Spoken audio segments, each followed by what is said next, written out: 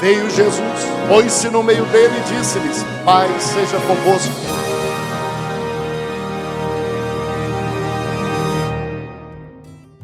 João Branco, natural de São Paulo, casado e pai de 2 filhos, formado em administração de empresas pela Universidade de São Paulo, colunista e um dos executivos mais influentes do Brasil, um dos 10 melhores profissionais de marketing com mais de 20 anos de experiência em grandes empresas. Já trabalhou na P&G, Ferreira e Novartis e se consagrou na área, atuando como vice-presidente de marketing do time que fez o McDonald's virar o Mac e bater todos os recordes da história do Big Mac. Sua base familiar cristã também o inspirou para escrever o mais novo livro de sua autoria, De Propósito. E hoje veio compartilhar conosco seu testemunho e sua experiência de vida. Com vocês, João Branco. Eu gosto sempre de começar as minhas apresentações fazendo uma pergunta. Pode passar já para o próximo slide, por favor? Eu quero fazer um exercício aqui. Quem que é casado aqui? Levanta a mão para mim. A maior parte da nossa auditória aqui é casado. Vamos fazer um exercício mental. Não precisa falar para não chatear ninguém, tá? Se você fosse descrever para mim, me apresentar seu marido ou sua esposa, pensa aí como você descreveria a sua esposa ou seu marido para mim.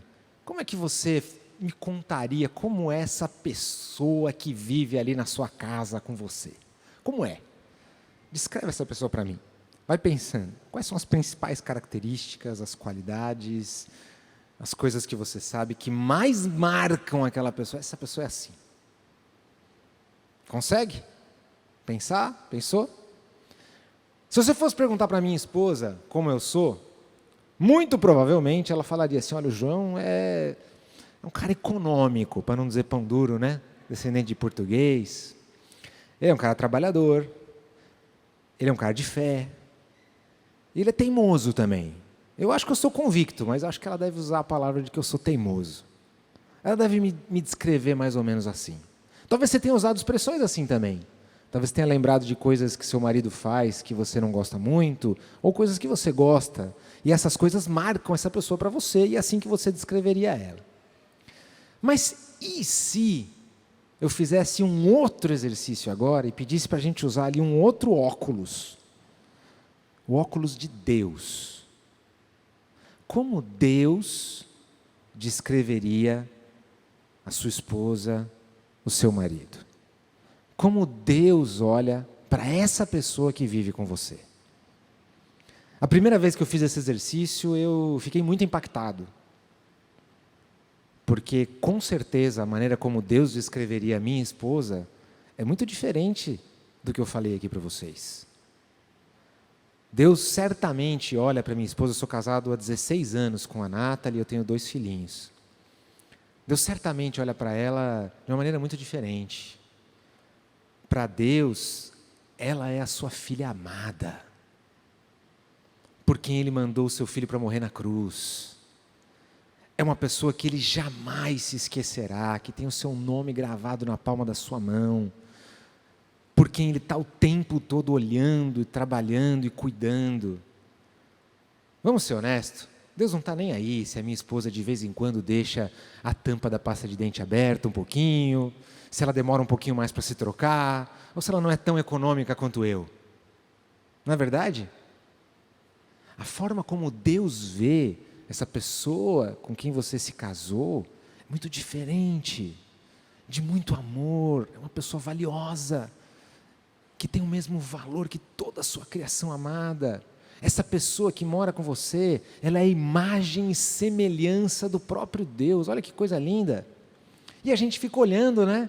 E essa pessoa aqui, ai meu Deus do céu, dirige devagar esse coitado aqui, que meu Deus do céu.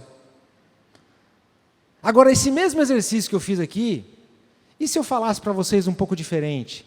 Falasse assim: e o chefe de vocês? Como será que Deus vê o seu chefe?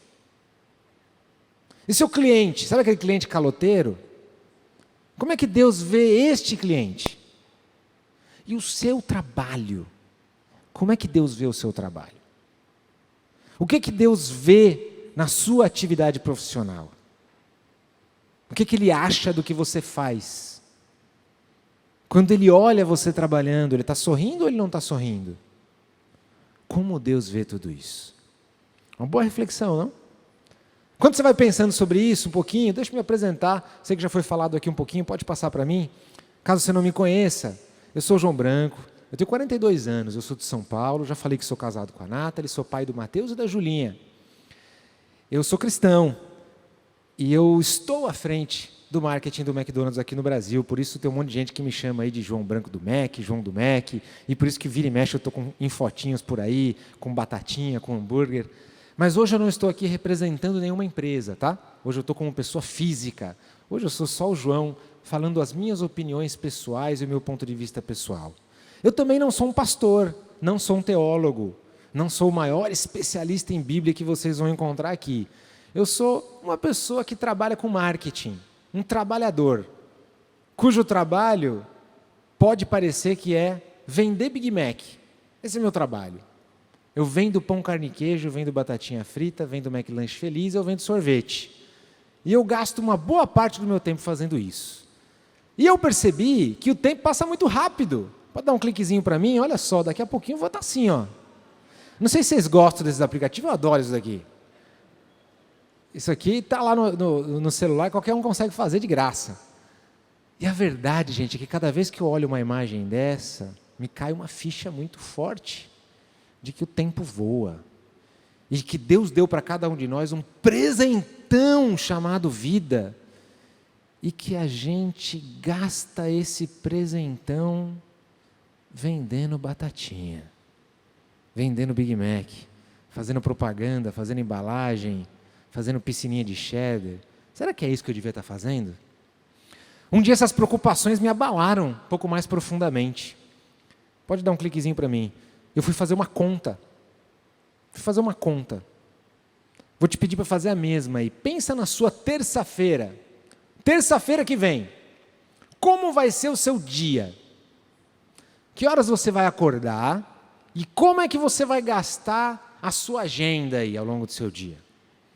Provavelmente você vai concluir que num dia útil, né, numa terça-feira, você vai acordar cedo, você vai tomar café da manhã. Na minha casa é aquela corrida com obstáculos de colocar a criançada pronta para ir para a escola e tomar um café e acordar e arrumar, e mochila e lancheira e sair, pegar trânsito, levar para a escola e depois chegar lá no trabalho esbaforido. E aí você vai fazer o seu trabalho, não sei qual é. Você vai carregar a caixa, apertar parafuso, responder e-mail, falar com o chefe, dar ordem, receber ordem, atender cliente, negociar, fazer entrevista, dar conselho, você vai dar palestra, dar aula, você vai atender paciente, você vai costurar coisa, e aí dá uma pausinha para o almoço, volta do almoço, faz tudo de novo, e vai bater meta de venda, e vai apertar parafuso, e vai fazer mais coisa, preencher planilha, fazer conta, e vai fazendo coisa, termina o seu dia de trabalho. Chega em casa, eu chego em casa todo dia perto das 7h30 da noite. Às vezes penso um pouco mais sobre o trabalho, eu tenho que trabalhar de casa, mas eu vou tirar isso um pouquinho da conta. E aí eu tenho das 7h30 até umas 11 horas, mais ou menos, que é a hora que a gente vai descansar, para fazer todo o resto. É o tempo que eu tenho para jantar, colar álbum de figurinha da Copa com meu filho, é o tempo que eu tenho para fazer supermercado, para pagar a conta, para jogar videogame, para estar com a família, para namorar, para passear, para viajar, para assistir um filme, para fazer o que quer que seja. É esse tempo aí. E ainda tem que tomar banho, ainda tem um monte de coisa, está tudo aí. E aí, a hora que eu comecei a fazer as contas, eu vi que a minha agenda divide assim, ó. Metade do tempo do meu dia é com trabalho. E a outra metade é todo o resto. Eu estou tirando o tempo que eu estou dormindo. Fazendo de conta que quando eu estou dormindo, eu não estou vivendo, tá? Está recarregando a bateria ali, o celular está carregando. Todo o resto do tempo que eu estou acordado, eu gasto metade trabalhando e metade fazendo todo o resto. Já pararam para pensar nisso, gente? Ao longo dos anos, quando eu estiver velhinho daquele jeito, eu vou olhar para trás e falar assim, o que é que eu fiz com esse presentão que Deus me deu chamado vida? Metade dele eu passei trabalhando. Se você entende que Deus nos deu vida para vivermos com abundância e que esse é um presente, uma experiência multissensorial que Ele deu de presente para a gente, que até os anjos queriam ter o que a gente tem, Como é que você está usando? Você está usando aí, ó, atendendo o cliente, respondendo o chefe, mandando e-mail, fazendo coisa. Metade do tempo você gasta fazendo isso. E agora? O que a gente faz? Mas, João, isso não tem solução. Porque eu faço parte de um clube chamado Clube dos Boletos. E as contas não param de chegar. Então eu preciso trabalhar. Eu preciso trabalhar para pagar tudo isso. Porque eu tenho coisa que eu quero conquistar, eu tenho o conforto que eu preciso ter, eu preciso ter, eu quero, e aí? Eu não tenho como não trabalhar. Eu também não, gente, eu também preciso trabalhar. Mas e agora?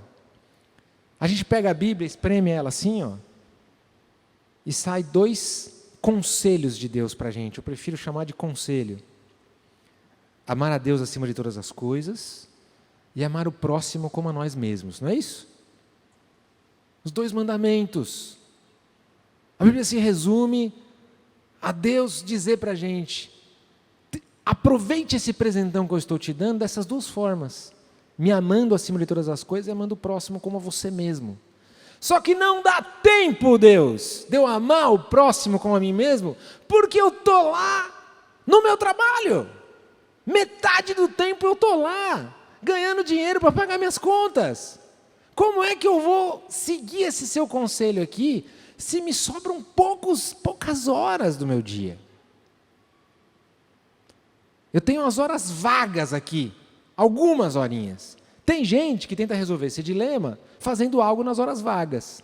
Vindo para uma igreja, ajudando numa ONG, fazendo uma ação social, visitando um orfanato, um asilo. Tem gente que tenta dar um significado maior, uma sensação de que estou agradando a Deus nas horas vagas, porque nas horas pagas não dá tempo. Tem gente que tenta resolver isso de outra forma, falando: quer saber o que eu vou fazer? Eu vou começar a acelerar logo minha carreira, para me aposentar novinho, e aí então eu vou tentar fazer uma coisa que deixa Deus feliz. Tem gente que tenta resolver isso, falando: sabe o que eu vou fazer, João? Eu vou trabalhar bastante, vou tentar ganhar bastante dinheiro, e aí eu vou começar a ser generoso, eu vou pegar esse dinheiro e vou doar para coisas que deixam Deus feliz.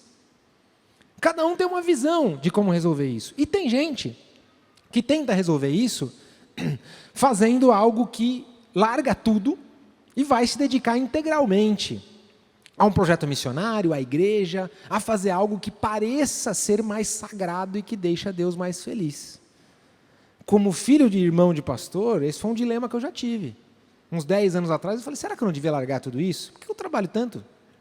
Será que eu devia estar fazendo isso mesmo? Como será que eu agrado a Deus através do meu trabalho? Sendo que eu sou só um marqueteiro. Marqueteiro, gente, é uma profissão que tem uma reputação meio lascada, né? Marqueteiro, vendedor de carro usado, advogado de porta de cadeia, nós estamos ali, no grupinho do pessoal que é visto como enganador, como está exagerando as coisas para fazer o pessoal comprar o que não precisa, e assim vai. Como é que eu faço para conseguir fazer eu ficar bem no meu trabalho e colocar um sorriso no rosto de Deus? Esse foi um dilema que eu tive. Talvez você tenha também. Toda vez que a gente vem para a igreja, a gente escuta: porque você tem que se envolver nisso, tem que envolver nisso. E olha, irmão, puxa, você não veio na reunião que tinha hoje aqui, você não veio no Marketplace. Puxa, você é uma enfermeira, você não veio no Marketplace. Por quê? Puxa, mas é que eu tinha um paciente lá no hospital que eu precisava cuidar. Ô, irmã, você precisava estar aqui com a gente. E o dilema? Como é que fica? Eu comecei a pensar nisso também. Será que eu devia largar tudo? Será que eu devia fazer coisa que agrada mais a Deus? E eu descobri uma outra forma de ver tudo isso que eu queria compartilhar aqui com vocês. Aonde nasce tudo isso? Pode avançar para mim. Nasce da gente entender que o nosso trabalho não é só o nosso trabalho, não. Se você está gastando metade da sua vida trabalhando, quer dizer que quando você está lá no trabalho, você não está só trabalhando. Você está gastando metade da vida, você está vivendo lá. Então, seja o que for que Deus te chamou para fazer, que Deus te capacitou para fazer, ou que você entende que são os seus propósitos de vida, ou a forma como você quer que Deus olhe para a sua vida, não tem como você fazer isso só nas horas vagas. Se você tentar fazer isso só nas horas vagas, você está se condenando a chegar lá no fim da sua vida, olhar para trás e se arrepender de ter gasto tanto tempo apertando parafuso, carregando caixa, sem ver sentido naquilo. Se você tem propósito de vida, que você quer fazer algo para Deus, você quer colocar diante de Deus coisas de como você viveu, você tem que incluir as horas do seu trabalho nisso. Onde nasce a mudança nessa visão? A gente sair desse piloto automático, tá? Pode passar mais um também. Por que a gente fica nesse piloto automático de entrar num loop infinito de vida de zumbi trabalhador, de abelha na colmeia, que só fica correndo atrás das contas para pagar? Nasce da sua definição do que é sucesso. Pensa aqui comigo. Quem é a pessoa mais bem-sucedida que você conhece? Quem é a pessoa que mais tem sucesso que você conhece? Pensa em alguns nomes aí. A pessoa para mim que é referência de sucesso é tal. Toda vez que eu pergunto isso numa apresentação, os primeiros nomes que vêm à cabeça das pessoas são nomes de pessoas muito ricas, muito famosas, muito poderosas, não é isso? Uma pessoa que tem sucesso. Pode ser, por exemplo, pode dar um cliquezinho, uma pessoa que... nada no dinheiro. Problema nenhum em ter muito dinheiro, hein, gente? O problema é qual é o seu sentimento com relação àquilo. Talvez a sua referência de quem é sucesso é uma pessoa que tenha uma conta bancária gigantesca. Ou essa outra referência aqui, uma pessoa que é muito respeitada, uma pessoa que é poderosa. Ou essa outra referência aqui, de uma pessoa que é muito ouvida, que é muito influente, que tem ideias que contagiam. Ou essa outra aqui, de uma pessoa que é muito desejada, de uma pessoa que é admirada. Ou essa outra aqui, de uma pessoa que está na capa das revistas porque fez algo que marcou a sua geração. Ou até mesmo essa outra aqui, de uma pessoa que trabalha o dia inteiro em casa de cueca. Uma pessoa que fica na rede, pezinho na areia. Isso para mim é sucesso. Qual é a sua definição de sucesso? A questão é que a gente é muito influenciado a correr atrás do sucesso. Com certeza você já ouviu que você tem que ser ambicioso, que você tem que buscar, que você vai conseguir, que só depende de você, que está na sua mão, e que você tem muito a conquistar, e vamos lá. E a gente fica o tempo todo sendo influenciado por uma sociedade que nos impõe isso. Quem é chamado para dar entrevista em programas? As pessoas que chegaram lá. Quem sai na capa das revistas? Quem é elogiado? Quem é aplaudido? Quem ganha a medalha de ouro? Quem é admirado? São as pessoas que chegaram em primeiro, são as pessoas que conquistaram, são as pessoas que passaram na frente. E a gente é o tempo todo instigado a querer isso também. Pode passar para mim.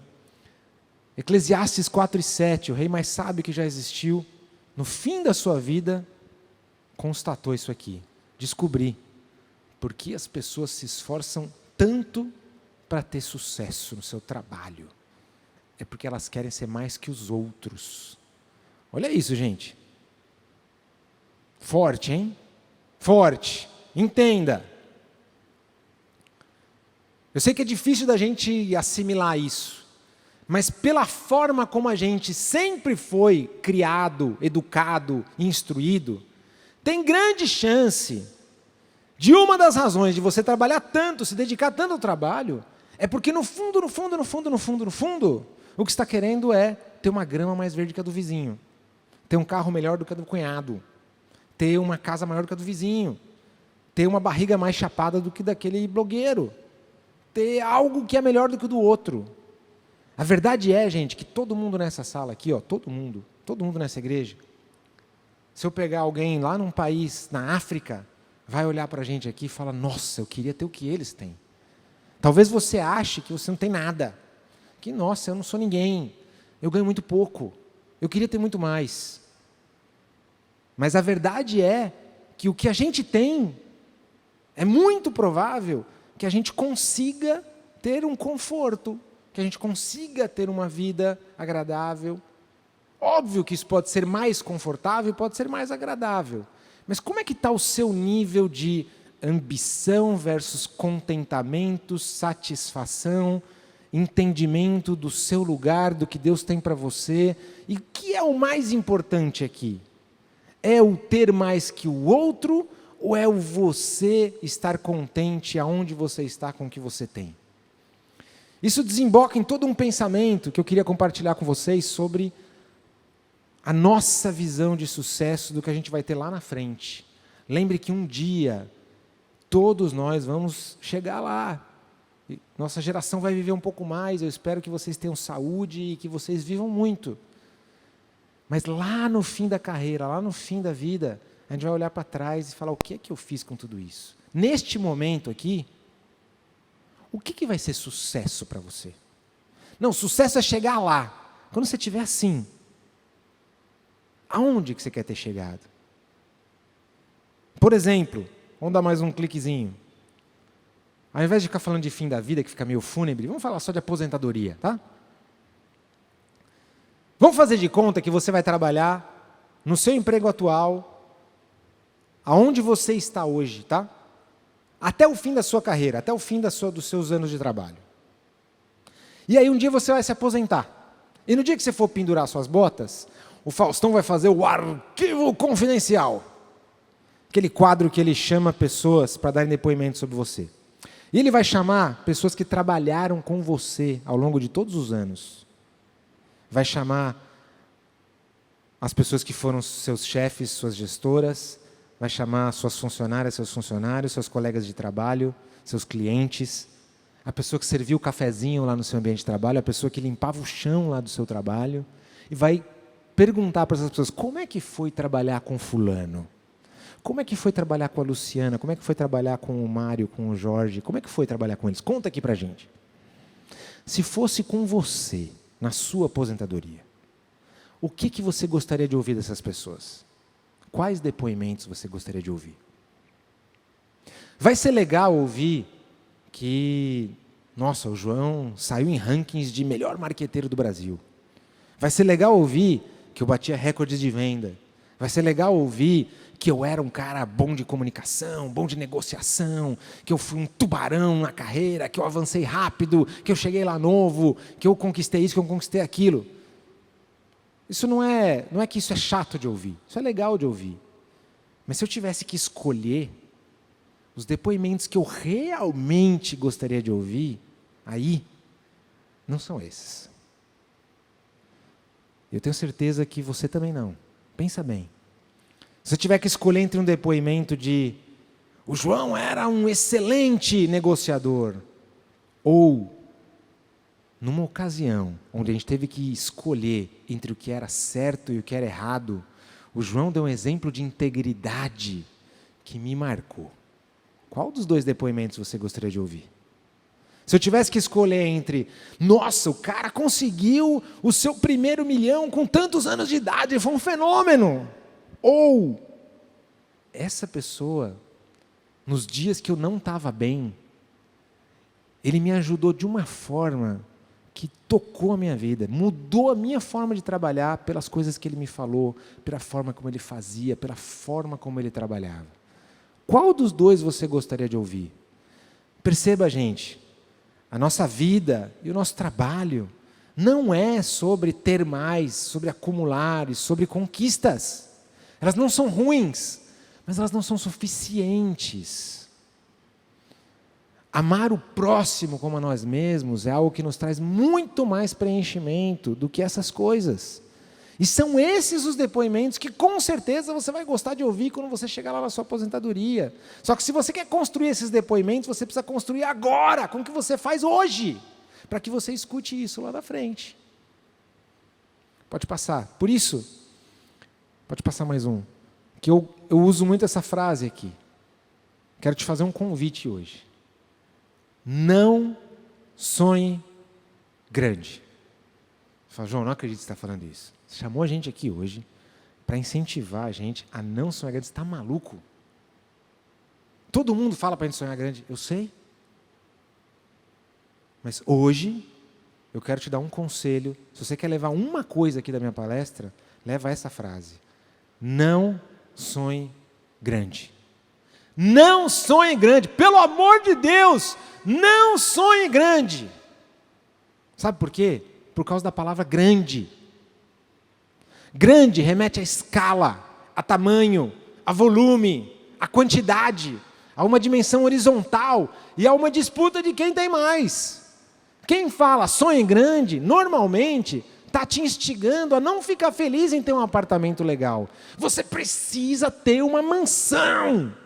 Está te instigando a não ficar feliz em ter um caminhão. Você precisa ter uma frota.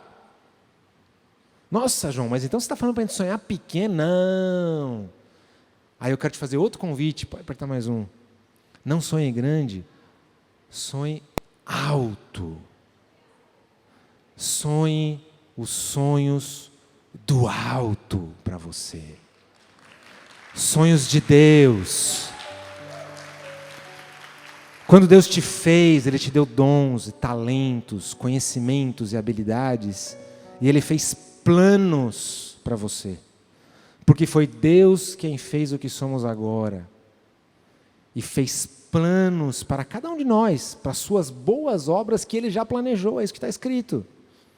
Sonhos altos são sonhos numa outra dimensão, numa dimensão vertical, que tem profundidade, que tem relevância, que tocam no fundo da alma, que vão numa outra profundidade, não precisa disputar com ninguém, não é uma disputa de quem chega primeiro, de quem ganha mais dinheiro, de quem ganha medalha de ouro, não é uma disputa de quem tem o maior apartamento, a maior casa, a grama mais verde, não é uma disputa de quem é mais bonito, tem mais seguidor, que ganha mais like, não é uma disputa de quem é mais aplaudido. Isso é apenas uma oportunidade que a gente tem de fazer parte dos planos de Deus por aqui.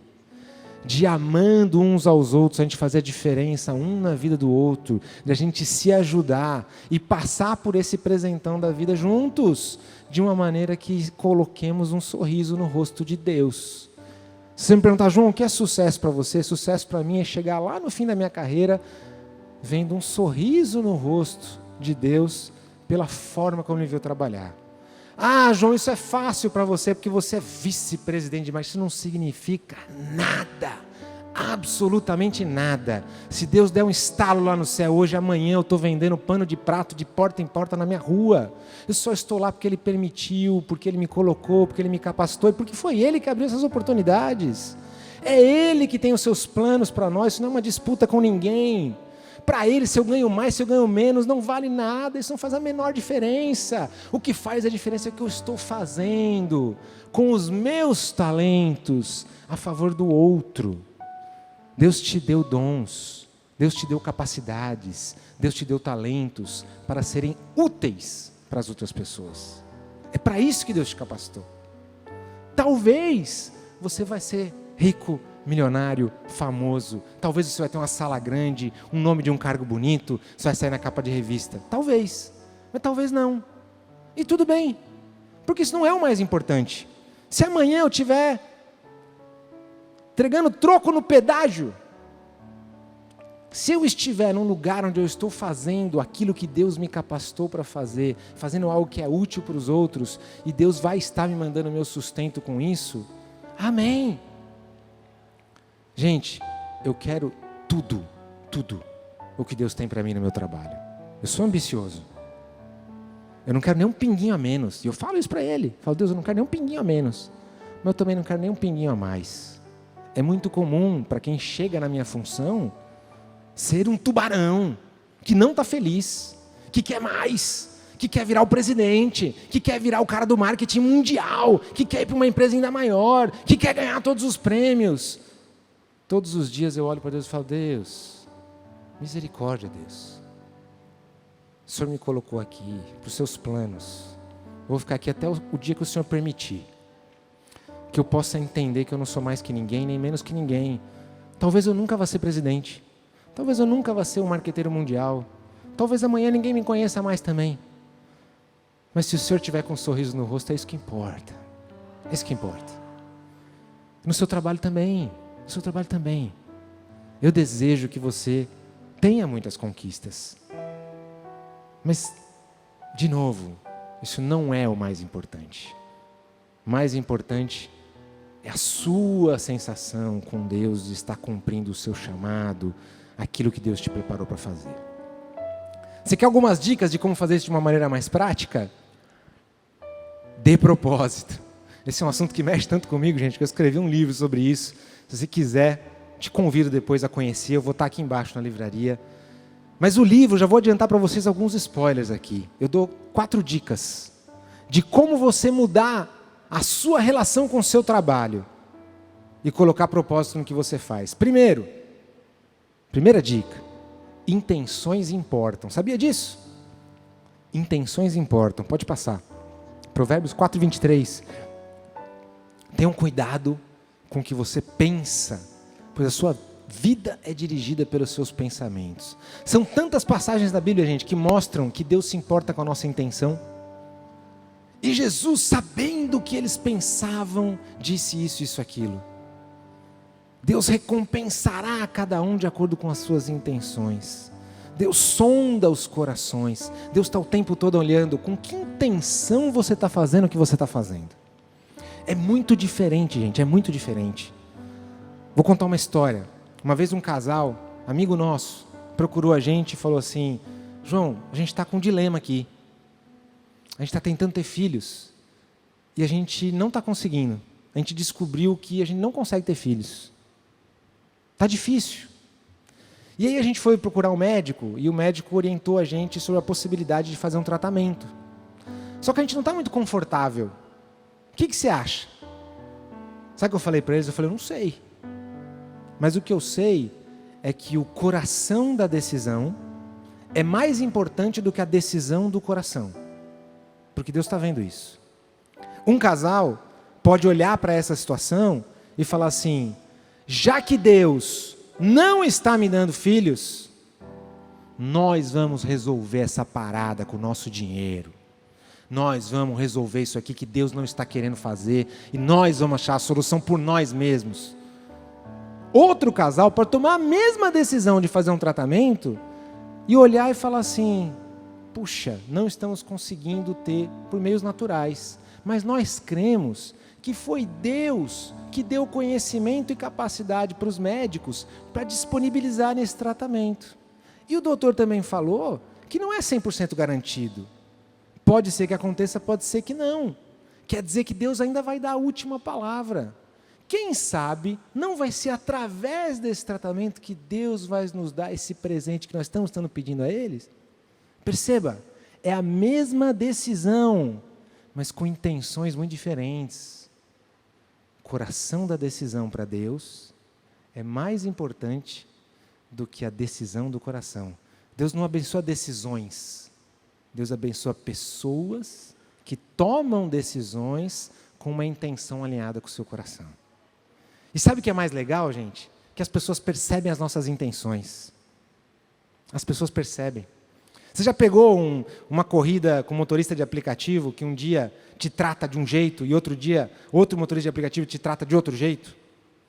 Você já foi atendido por uma recepcionista que te trata de um jeito e outra recepcionista que te trata de outro jeito? A gente percebe, né? A pessoa pode ter tido um mau dia, um bom dia, pode ser mal-humorada, ela pode estar fazendo de uma forma amorosa, pode ser uma escolha, pode não ser. Mas você não percebe? Você não percebe quando alguém está aqui em cima querendo estar e se esforçando em se comunicar o melhor que pode? Ou uma pessoa que está aqui, tipo, que não vê a hora de ir embora? Você percebe, não percebe? As pessoas percebem o seu trabalho também. Elas percebem quando você trabalha com a intenção de amar, com a intenção de fazer o seu melhor pelo outro. Então, você quer dar mais propósito no que você faz? Primeira dica: comece o dia com a intenção certa. Todo dia eu chego no meu trabalho, gente, e eu faço isso dentro do meu carro, na garagem do Mac. 5 minutos. Eu chego lá e eu oro e falo: Deus, eu só queria te lembrar, eu estou aqui hoje para trabalhar como se fosse para o Senhor, tá? Eu sei que eu tenho chefe, eu tenho meta para bater, e as minhas metas não são baixas, hein, gente? McDonald's está muito bem no Brasil, faz vários meses que a gente bate recorde atrás de recorde. Estou lá 8 anos para ficar numa posição dessa, você precisa entregar muito resultado. Mas eu estou lá para outra coisa. Eu falo: Deus, eu estou aqui para trabalhar como se fosse para o Senhor. Me ajuda a não esquecer que cada oportunidade que eu vou ter aqui hoje é uma oportunidade de fazer algo por alguém. Eu olho para a minha agenda e falo assim: quem que vai falar comigo aqui hoje? Nossa, talvez tenha uma pessoa que não tenha dormido para falar comigo. Talvez tenha uma pessoa que vai trazer um problema cabeludo aqui. Tem uma pessoa que eu não sei o que fazer. Eu vou ter que fazer uma entrevista de emprego. Tem uma pessoa que não está indo bem, que eu preciso dar um feedback. Eu vou ter que demitir alguém. Deus, me ajuda a demitir essa pessoa como eu gostaria de ser demitido, se fosse comigo. Porque nem tudo eu decido sozinho. Tem coisas que eu preciso fazer. Estou no trabalho. Então me ajuda, Deus, a começar o meu dia com essa intenção. Primeira dica. Segunda dica: lembre o dia inteiro, as pessoas precisam do que você faz. Sabia disso? As pessoas precisam do seu trabalho. Gente, olha aqui em volta, olha isso. Sabe quantas pessoas precisaram trabalhar para a gente estar aqui hoje? Alguém precisou construir essa parede, alguém precisou instalar essa lâmpada, alguém está precisando monitorar essas câmeras, alguém precisou testar esse som, alguém precisou cortar o seu cabelo, alguém precisou plantar o algodão para fazer a sua camisa, alguém precisou arrumar essa toalhinha, alguém precisou tirar o banco pesado que estava aqui hoje, alguém precisou fazer esse ar-condicionado estar funcionando. Tem milhares de trabalhadores escondidos aqui.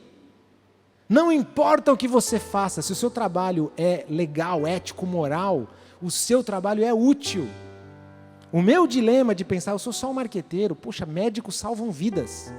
O salva-vida está salvando alguém que está se afogando. Tem gente que tira o tumor do cérebro de alguém, faz algo que tem uma diferença brutal sobre a vida da outra pessoa. Eu só vendo batatinha frita. Mas sabe o que eu descobri? Que a gente precisa de batatinha frita, de vez em quando. A gente precisa de um momento gostoso, a gente precisa de um lugar para comer que seja rapidinho, baratinho, gostosinho, um lugar para levar meus filhos que eles gostam, que tem aquele gostinho de Mac, que é tão, né? A gente precisa. Vamos lembrar, quando você ora assim, Pai nosso que estás no céu, santificado seja o seu nome, o pão nosso de cada dia nos dai hoje. Quando a gente ora isso, na verdade, o que a gente está pedindo? A gente está pedindo para Deus fazer chover pão na nossa casa? A gente está pedindo para a gente abrir o armário e acontecer um milagre e brotar um pão lá do nada? É isso que a gente está pedindo? Deus é até capaz de fazer isso. Mas quando a gente ora, o pão nosso de cada dia nos dai hoje, na verdade a gente está orando por quem planta o trigo, quem colhe o trigo, quem moe o trigo, quem faz a farinha, quem transporta a farinha, quem assa a farinha, quem faz o pão, quem transporta o pão, quem corta o pão e quem coloca nele 2 hambúrgueres, alface, queijo, molho especial, cebola, picles e gergelim. Sabia? Cada vez que você ora, Pai Nosso, de certa forma você está orando até por mim e por um monte de gente que trabalha. Quando a Bíblia diz assim, se o Senhor não guardar a cidade, em vão trabalha o sentinela. O que é isso que a Bíblia está falando? Quem guarda a cidade? É Deus ou é o sentinela? Não estou entendendo. Queridos, você acredita que Deus protege a sua casa? Então por que tem fechadura? Você acredita que Deus cura doença? Então por que você toma remédio? Você acredita que Deus protege o seu carro? Então por que faz seguro? Porque é também através da fechadura que Deus protege a nossa casa. É também através do seguro que Deus alivia o nosso problema se a gente bater o carro. É também através do meu e do seu trabalho que Deus responde às orações de todo mundo e que Deus supra as nossas necessidades e manda o que cada um de nós precisa. O seu trabalho é a forma que você tem de ser útil para as outras pessoas. Não existe uma forma mais prática de você ser útil para o outro do que fazendo o que você sabe fazer pelo outro, com a intenção de fazer isso como um gesto de amor. Faça isso sendo útil. Essa é a segunda dica. Terceira dica, pode passar. Quando você estiver trabalhando, faça o seu melhor. O seu melhor. Seja o melhor vendedor, a melhor professora, a melhor juíza, o melhor advogado, o melhor jogador de futebol, a melhor cantora, a melhor cabeleireira, o melhor guarda de trânsito, a melhor manicure, o melhor pedreiro, o melhor empresário, a melhor costureira, o melhor tudo que você puder. Seja o melhor. Se capacite, treine, estude, aprenda, peça conselho, peça ajuda, afie o seu serrote.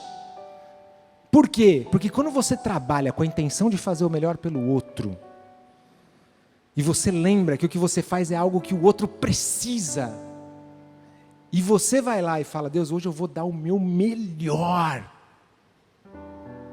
Quando você chega lá no fim da sua carreira, você olha para trás e fala, o que eu fiz mesmo no meu trabalho? Eu estava correndo atrás de conta para pagar? Não. Sabe o que eu estava fazendo, Deus? Com metade da minha vida lá, o Senhor me deu capacidade de falar em público, o Senhor me deu boas ideias, me deu criatividade, me deu capacidade de fazer conta. Sabe o que eu descobri lá na vida que o Senhor me deu? Eu descobri que isso ia ser muito útil para os outros. Se eu ajudasse a fazer propagandas legais, de comidas gostosas, se eu ajudasse a criar momentos gostosos de refeição para as pessoas. Então eu usei esse tempo fazendo isso.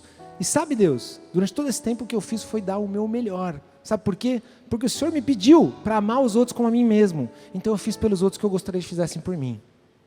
Olha essa frase aqui que eu adoro, do teólogo Tim Keller. Talvez não exista um jeito mais prático de você amar o próximo do que fazer o que você sabe fazer bem, bem feito pelo outro com essa intenção. Você quer encher o seu dia de amor ao próximo? Você não precisa escolher as horas vagas para fazer. Faz nas horas pagas, meu querido. Você fala, nossa, João, mas eu queria tanto ter um emprego onde eu consigo fazer algo que agrada a Deus. Gente, a professora da minha filha, que tem 6 aninhos, que ajuda ela a aprender a ler e a escrever todo dia, se ela estiver fazendo isso, bem feito, lá na escola dela, com a intenção de ajudar minha filha, de amar minha filha, transferindo conhecimento para ela, isso vai ser tão bom para mim, vai fazer uma diferença na minha vida.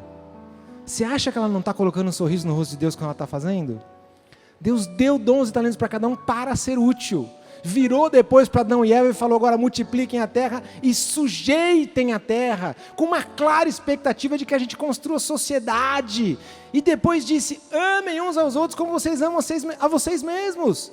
Deus sabe que cada um de nós tem um jeitinho aqui. Tem gente que é melhor de conta, tem gente que é melhor de habilidade manual, tem gente que é bom de correr, tem gente que é bom de pintar, tem gente que é bom de cozinhar, tem gente que é bom de costurar, tem gente que é bom de falar, tem gente que é bom de decorar. Cada um. E aí um ajudando o outro, percebe? Olha o plano de Deus se concretizando. É um fazendo pelo outro, com a intenção de fazer. Então faça o seu melhor. Faça o seu melhor. Tente achar um lugar onde você consegue colocar em prática aquilo que Deus te deu, que você percebe que você sabe fazer bem. E se dedica naquilo, lembrando que aquilo é útil para o outro. Ah, João, mas será que com isso eu vou ficar milionário logo? Não sei. Talvez. Mas o mais importante é que você vai chegar lá no fim da sua carreira, olhando para trás, cheio de depoimentos que você vai ouvir, com o seu coração cheio no coração, com uma sensação de que você usou, você não enterrou os dons e talentos, você usou a favor do outro. Eu tenho certeza que não vai te faltar nada. Deus vai te sustentar, Deus vai cuidar, Deus vai te abençoar, porque o trabalho é uma bênção. Quando Deus falou para Adão e Eva sobre as suas atividades no jardim, diz que e Deus os abençoou. O trabalho é uma bênção, o trabalho não é um castigo não, querido. Eu sei que depois que Adão e Eva deram aquela escorregada, Deus falou que o trabalho ia ser espinhento, para eles conseguirem o que comer. E tem aí uma consequência. Trabalho é espinhento. Tem uma má notícia para você. Trabalho é perrengue. Eu não acredito nesse negócio de que encontra o que você ama, que você nunca mais vai trabalhar. Não acredito nisso, já desisti. Eu acho que é mais fácil você tentar gostar desse trabalho chato que você está aí, do que você encontrar o trabalho perfeito, tá? Mas ao mesmo tempo, essa consequência também vem com uma promessa. Fala, o seu trabalho será espinhento, mas você vai ter o que comer. Você vai ter a recompensa, você vai ter o sustento, Deus vai prover, Deus vai te sustentar através do seu trabalho. Não é eu vou fazer os planos de Deus apesar do meu trabalho, é também através do seu trabalho. E a última dica, quarta, hoje valeu a pena? Faça um balancinho antes de você dormir, pode ser com a cabeça no travesseiro, na hora do banho, no transporte de volta para casa, mas pense. Olha esse versículo aqui, quando Deus criou o mundo, é muito interessante ver lá em Gênesis, né? Cada vez que Deus ia fazendo as coisas, ele fala, e viu Deus que era bom. Eu olho aquilo lá e falo, mas será que Deus não sabia que era bom? Deixa eu dar uma olhadinha aqui, se é bom ou se não é bom. Deus estava dando um exemplo ali para a gente, assim como Ele fez quando Ele descansou, de que a gente precisa ter um tempo, de a gente contemplar o que a gente fez. Então Deus contemplou tudo o que fez e viu que era muito bom. Encerra o seu dia. Tem um tempinho, você com você mesmo. Fala, Deus, como é que foi hoje mesmo, hein? Eu não tenho só dias bons, viu, gente? Eu erro pra caramba. Eu tenho vários dias que são muito chatos, dias que eu perco a oportunidade de amar, dia que eu me distraí, dias que eu não me dediquei ao máximo. Mas desde que eu comecei a fazer isso, eu começo a perceber os dias bons. Os dias que eu falo, nossa, Deus, o que eu fiz hoje, eu faria pro resto da minha vida. Nossa, Deus, eu Obrigado pelo que aconteceu hoje. Eu aproveitei aquela oportunidade. Foi para o Senhor, Deus, está aqui. Estou te entregando, olha as minhas mãos. Deus, muito obrigado. Eu quero colocar mais dias assim. Então perceba esses dias. Não é uma sessão de autopunição, não. É só uma sessão de recalcular, igual o Waze faz, sabe? Você virou na rua errada. Puxa, virei na rua errada hoje aqui. Recalculando. E não, amanhã eu vou estar assim. É uma última dica para você colocar propósito no seu dia. Resumindo então, primeira dica era: lembre que trabalhar é algo que você faz pelo outro. Lembre que as pessoas precisam do que você faz. Vá com essa intenção. Trabalhe com o melhor que você puder. E faça um balancinho no final do dia, antes de você encerrar o seu dia, o seu expediente de trabalho. Eu queria dizer para vocês que nessas reflexões, sabe o que eu concluí, gente? Que eu não vendo Big Mac. Meu trabalho, na verdade, não é fazer a fila do McDonald's estar sempre maior. Meu trabalho não é vender pão, carne e queijo. Meu trabalho vai muito além disso. E eu percebo o que é o meu trabalho quando eu escuto alguns depoimentos de clientes, vários deles que eu nem conheço, que vão percebendo um pouquinho dessas coisas, que vão sendo impactados e que compartilham depois como eles se sentiram. Eu queria mostrar para vocês um vídeo de um cliente que eu não conheço e que postou espontaneamente na internet um dia onde deu tudo certo e que aconteceu isso aqui com ele. Olha só, vamos assistir junto. Pode pôr o som alto, por favor.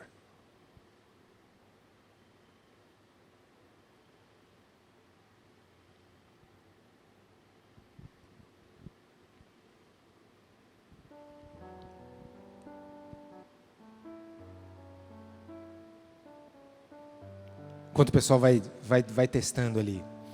Essa aqui é a história da Giovana, tá?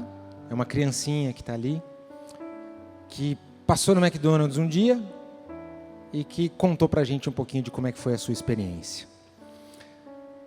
Você tem a oportunidade todos os dias de falar com pessoas, de tocar vidas. Com certeza você interage com muita gente no seu dia a dia. Eu costumo dizer Família, que não tem... boa tarde. Opa! Hoje, como vocês sabem, nós tivemos alta hospitalar de mais um medicamento que a Giovana veio tomar em São Paulo. E a gente saindo de lá, no horário do almoço, fizemos um pit stop no McDonald's, né? Porém, a Giovana ela se sente muito enjoada, né, meu amor?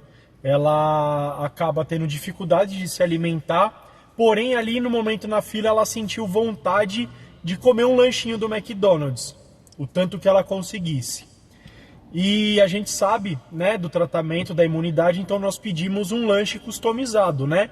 Ali como os médicos orientam, somente pão, a carne frita na hora. E eu expliquei isso para a atendente, para verificar se eles podiam fazer esse lanche para a Giovana desse formato, porque ela está em tratamento oncológico. E aí a Giovana vai dar continuidade aqui o que aconteceu aqui. Sem a imagem aqui, acho que vai ficar difícil da gente entender, mas deixa eu contar para vocês. Vocês viram que é uma família que tem uma criança que passou no McDonald's e que quis ter uma experiência diferente. Na verdade, é uma criança que está no tratamento oncológico e que precisava ter o pão, a carne feita na hora e os ingredientes selecionados ali, com menos coisas, para que ela pudesse conseguir comer. E ela conta uma história de que nesse dia ela recebeu o mesmo sanduíche de sempre, mas com o cuidado de alguém que entendeu que era uma criança que estava em tratamento e que entregou um funcionário depois para ela uma embalagem com um recadinho escrito à mão para ela e que colocou um presentinho para ela, que era um brinquedinho do McLanche Feliz, que ela não tinha pedido McLanche Feliz. E aí ela conta como ela se sentiu com isso e como ela foi impactada por isso. A verdade é, gente, que todos nós temos esse tipo de oportunidade no nosso dia a dia. Eu não sei se você já percebeu isso. A maneira mais fácil de alguém perceber o seu caráter, as suas intenções, é trabalhar do seu lado. Já parou para pensar nisso? As pessoas do meu trabalho, elas estão mais tempo me observando do que a minha própria família. Eu fico mais tempo perto do meu chefe do que a minha esposa. Eu fico mais tempo perto dos meus colegas de trabalho do que dos meus filhos. O pessoal do meu trabalho já me viu em dia bravo em dia em que tudo deu errado, em dia que eu precisei tomar decisões difíceis, em dias que a gente bateu as metas, em dia que eu fui aplaudido, em dia que eu fui vaiado. Eles já me viram em todas essas situações. E eles estão vendo o que eu estou fazendo. Quem trabalha com atendimento direto aos clientes, e a gente atende 2 milhões de clientes por dia, também. Existe uma maneira muito prática de você acabar revelando o seu caráter, as suas intenções, pela forma como você trata alguém, pela forma como você trabalha. E as pessoas estão vendo isso em você o tempo todo. Não se esqueça de levar o coração para o trabalho. Pode passar para o próximo.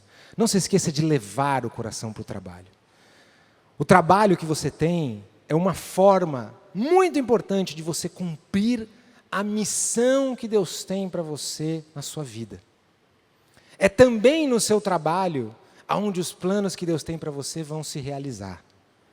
Leva o coração, gente. Tem muita gente que fala para a gente, não, na hora de chegar no trabalho, você precisa separar as coisas. O seu emocional, a sua fé, o que você acredita, aqui no trabalho é diferente. Eu também acho que você não deve chegar no seu trabalho falando de Jesus para todo mundo, importunando as pessoas, tá? Vamos pensar aqui, um piloto de avião. Vocês acham que um piloto de avião cristão, evangélico, deveria, toda vez que vai decolar o voo, pegar lá o microfone e falar, atenção, senhores passageiros, estamos decolando com destino a Belém. Se você entende que esse pode ser o seu último voo, se arrependa agora dos seus pecados, aceite a Jesus, aperte os cintos, boa viagem. Deveria fazer isso? Por que não? Porque não é isso que ele está ali para fazer, concorda? O que um piloto de avião cristão deve fazer? Ele deve decolar e pousar aquela aeronave em segurança, fazendo o seu trabalho com a intenção de amar o próximo, porque ele sabe que as pessoas precisam se locomover, e que é através do seu trabalho que Deus vai prover isso para as pessoas que estão naquela aeronave.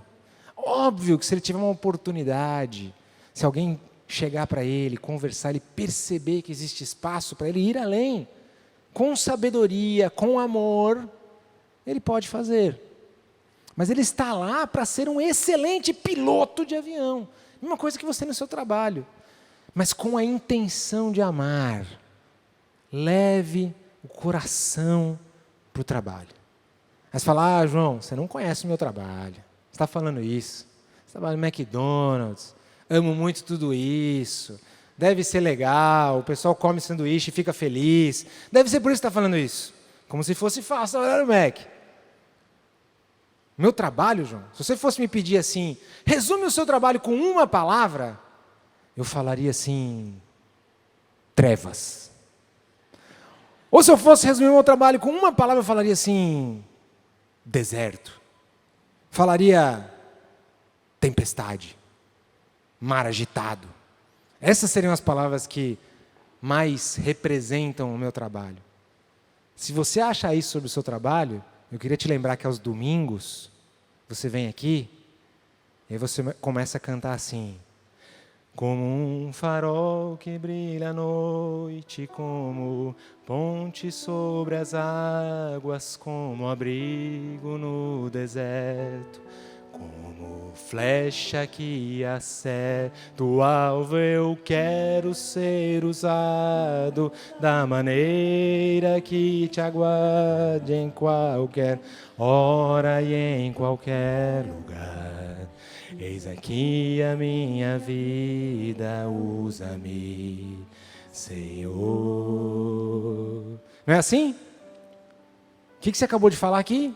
Como um farol que brilha naquelas trevas lá, como ponte sobre aquelas águas agitadas, como um abrigo no deserto. Eu quero ser usado em qualquer hora e em qualquer lugar. Seu trabalho se parece com trevas, com deserto, com mar agitado? Deus está te colocando lá justamente para você ser sal, para você ser luz, para você ser abrigo, para você ser extensão da mão de Deus, para você ser o carinho concreto de Deus. Deus quer abraçar aquela pessoa que trabalha com você através das suas mãos. Deus quer prover o sustento para aquele seu cliente através de você. Quando você faz algo pelo seu cliente, por aquela formiguinha, você não está só conseguindo o pão da sua casa. Você está fazendo algo que melhora a vida da outra pessoa. Você está aliviando a dor de alguém. Você está deixando a vida de alguém mais gostosa, mais simples, mais econômica, mais barata, mais bonita. É isso que é o seu trabalho. O seu trabalho não é só o seu trabalho. Para encerrar, vamos lembrar o apóstolo Paulo, no fim da sua jornada, no finzinho da sua vida, olhou para trás, assim como no exercício que a gente falou aqui de como a gente gostaria de chegar lá no fim da vida, e falou isso aqui: combati o bom combate, acabei a carreira, guardei a fé. Desde agora, a coroa da justiça me está guardada, a qual o Senhor, justo juiz, me dará naquele dia. Eu sei que a carreira que ele fala aqui não é exatamente a carreira profissional, né? Mas é uma expressão muito parecida. Eu gosto de olhar para isso aqui e falar: Senhor, sabe qual é o meu sonho profissional? Quando alguém me pergunta: João, qual é o seu sonho de carreira? Onde você quer chegar? Eu falo: meu sonho não é nenhum cargo, não é nenhum salário, não é nenhum aplauso, não é nenhum prêmio. O que eu quero é chegar lá no fim da minha vida, um João velhinho, olhar para trás e falar: Senhor, eu corri toda a minha carreira, meu trabalho, eu fui o melhor marqueteiro que eu pude. O que eu pude. Não sei se eu fui melhor que os outros ou não, mas o melhor que eu pude, com a intenção de amar os outros. Guardei a fé, combati o bom combate. E eu tenho certeza que com isso, para todos nós, a coroa nos estará reservada para aquele grande dia. Amém? Que Deus abençoe o seu trabalho. O seu trabalho é parte da sua missão, dos propósitos de vida que Deus tem para você. Não é só o seu trabalho. Seu trabalho não é só o lugar onde você troca tarefas feitas por olerite pago.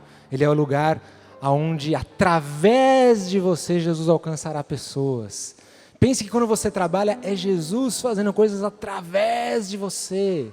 Deus criou todas as coisas, mas é através de você que as coisas vão acontecendo. Você me perguntar assim: João, foi Deus que criou o Big Mac?